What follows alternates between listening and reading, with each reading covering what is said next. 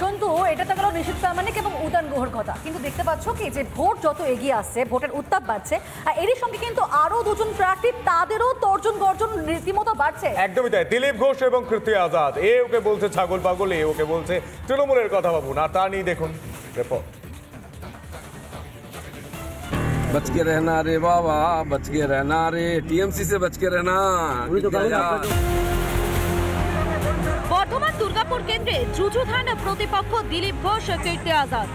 বিনা লড়াইয়ে জমি ছাড়তে রাজি নয় কেউই। কখনো চা চক্র, কখনো সবজি বাজারে জনসংযোগে দিলীপ। প্রতিপক্ষকে হালকাভাবে নিচ্ছেন না কীর্তিও। বিষাক্ত বাউন্সারে দিলীপকে ঘায়েলের চেষ্টা কীর্তি। গান গেয়ে পাল্টা জবাব দিলেন দিলীপ ঘোষও। আমাদের এখানকার প্রার্থী কোন সাত সমুদ্র তরুণ নদীর পার থেকে এসেছেন, তিনি বর্ধমান দুর্গাপুর সম্বন্ধে কিছু জানেন না, এখানকার লোক ওনার সম্বন্ধে কিছু জানেন না। তিনি কিভাবে অ্যাটাক করছেন, আমাকে কিভাবে গালাগালি দিচ্ছেন, এটাই উনি বুঝে গেছেন যে টিএমসি করতে হলে ছোট লোক হতে হবে, আর সেরকম ব্যবহার করছেন। কি পরিণাম হলো, পার্টির লোকের এমন তাড়া করলো মন্দিরে গিয়ে লুকোতে হবে। বচকে রহনা রে বাবা, বচকে রহনা রে, টিএমসি সে বচকে রহনা। কিন্তু কীর্তি আছেন কীর্তির জায়গাতেই। দিলীপ ঘোষকে আরো একবার মানসিক ভারসাম্যহীন বলে কটূক্তি বর্ধমান দুর্গাপুরের তৃণমূল প্রার্থী কীর্তি আজাদের। আর শুধু তাই নয়, দিলীপ ঘোষকে দুষ্টু লোকও বললেন কীর্তি। पागल की ना बोले, बचाकर की ना खाए, वही हाल है इसका। और हमारे पास इसके बारे में बात करने के लिए समय नहीं है, ये फालतू का आदमी है। দিলীপ কীর্তির আক্রমণ পাল্টা আক্রমণ, কথার মারপ্যাচে বাজিমাত দুই প্রার্থী। ভরা গ্রীষ্মে পাল্লা দিয়ে চড়ছে ভোটের পারদ।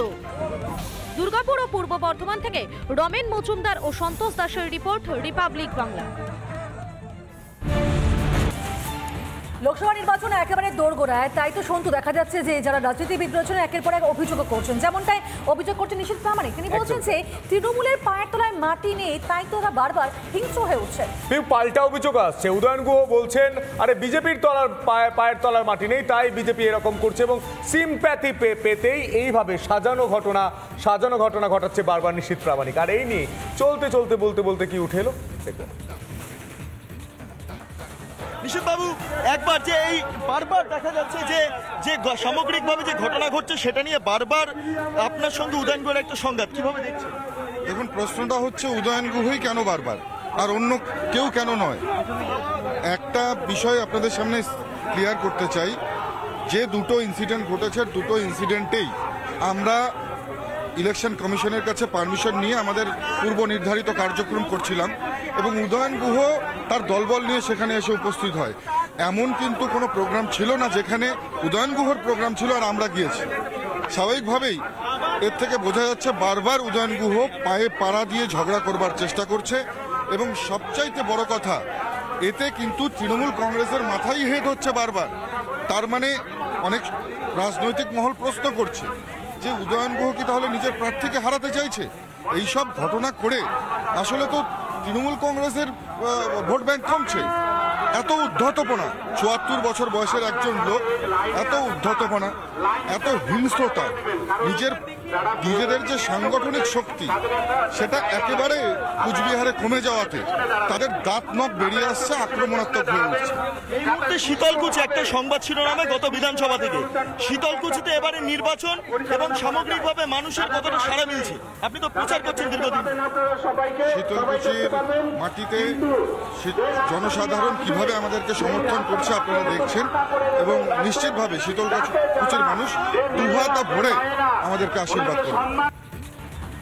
প্রচারে এসে বালি মাফিয়াদের হুঁশিয়ারি দিলেন দিলীপ ঘোষ। অজয় নদী অবৈধ বালি কারবারে রমরমা, ধমকে চমকে বালি চুরি করা যাবে না, এমনটাই বলছেন দিলীপ ঘোষ। তিনি বলছেন ধমকে চমকে বালি চুরি করা যাবে না। দীর্ঘদিন ধরে অজয় থেকে বালি চুরির অভিযোগ উঠছে, এবং সেই অভিযোগ নিয়েই তিনি কার্যত শাসক দলকে নিশানা করলেন। কি বলেছেন দিলীপ ঘোষ, শুনবো। লোকাল কিছু টিএমসির নেতা মিলে এই যে নেক্সাস চালাচ্ছে, বালি চুরির টাকা, কয়লা চুরির টাকা, তার দ্বারা সাধারণ মানুষের কষ্ট হচ্ছে, রাস্তাঘাট ভেঙে যাচ্ছে। কয়েকজন মাফিয়া এখানে আছে, কালকেও আমাদের ধমকি দিচ্ছে যাতে এখানে প্রোগ্রাম না করি, আমি না আসি। আর সেই জন্য আমি এসেছি এটা বলতে যে দাদাগিরিটা চলতে দেবো না, আর আমি এখানে আসবো, এরপরেও আসবো। আর এখানে ধমকে চমকে না রাজনীতি করতে দেবো, না বালি বিক্রি করতে দেবো, না বালি তুলতে দেবো, এই যাবো। লোকসভা নির্বাচনে একেবারে দোরগোড়ায়, তাই তো সন্তু দেখা যাচ্ছে যে যারা রাজনীতিবিদ রয়েছেন একের পর এক অভিযোগ করছেন, যেমনটাই অভিযোগ করছেন নিশীথ প্রামাণিক। তিনি বলছেন যে তৃণমূলের পায়ের তলায় মাটি নেই, তাই তো তারা বারবার হিংস্র হয়ে উঠছে। পাল্টা অভিযোগ আসছে, উদয়ন গুহ বলছেন আরে বিজেপির পায়ের তলার মাটি নেই, তাই বিজেপি এরকম করছে এবং সিম্প্যাথি পেতেই এইভাবে সাজানো ঘটনা ঘটাচ্ছে বারবার নিশীথ প্রামাণিক। আর এই নিয়ে চলতে বলতে কি উঠে এলো দেখবেন। নিশীথ বাবু, একবার যে এই বারবার দেখা যাচ্ছে যে সামগ্রিকভাবে যে ঘটনা ঘটছে সেটা নিয়ে বারবার আপনার সঙ্গে উদয়ন গুহের একটা সংঘাত, কিভাবে দেখছেন? দেখুন, প্রশ্নটা হচ্ছে উদয়ন গুহই কেন বারবার, আর অন্য কেউ কেন নয়। একটা বিষয় আপনাদের সামনে ক্লিয়ার করতে চাই, যে দুটো ইনসিডেন্ট ঘটেছে দুটো ইনসিডেন্টেই আমরা ইলেকশন কমিশনের কাছে পারমিশন নিয়ে আমাদের পূর্ব নির্ধারিত কার্যক্রম করছিলাম এবং উদয়ন গুহ তার দলবল নিয়ে সেখানে এসে উপস্থিত হয়। এমন কিন্তু কোনো প্রোগ্রাম ছিল না যেখানে উদয়ন গুহর প্রোগ্রাম ছিল আর আমরা গিয়েছি। স্বাভাবিকভাবেই এর থেকে বোঝা যাচ্ছে বারবার উদয়ন গুহ পায়ে পাড়া দিয়ে ঝগড়া করবার চেষ্টা করছে এবং সবচাইতে বড় কথা, এতে কিন্তু তৃণমূল কংগ্রেসের মাথায় হেড হচ্ছে বারবার। তার মানে অনেক রাজনৈতিক মহল প্রশ্ন করছে যে উদয়ন গুহ কি তাহলে নিজের প্রার্থীকে হারাতে চাইছে? এইসব ঘটনা করে আসলে তো তৃণমূল কংগ্রেসের ভোট ব্যাংক কমছে। এত উদ্ধতপনা, ৭৪ বছর বয়সের একজন লোক, এত উদ্ধতপনা, এত হিংস্রতা, নিজেদের যে সাংগঠনিক শক্তি সেটা একেবারে কুচবিহারে কমে যাওয়াতে তাদের দাঁত নখ বেরিয়ে আসছে, আক্রমণাত্মক হয়ে উঠছে।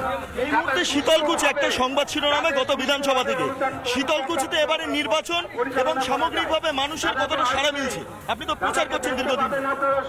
শীতলকুচির মাটিতে জনসাধারণ কিভাবে আমাদেরকে সমর্থন করছে আপনারা দেখছেন এবং নিশ্চিতভাবে শীতলকুচির মানুষ দুহাত ভরে আমাদেরকে আশীর্বাদ করবে।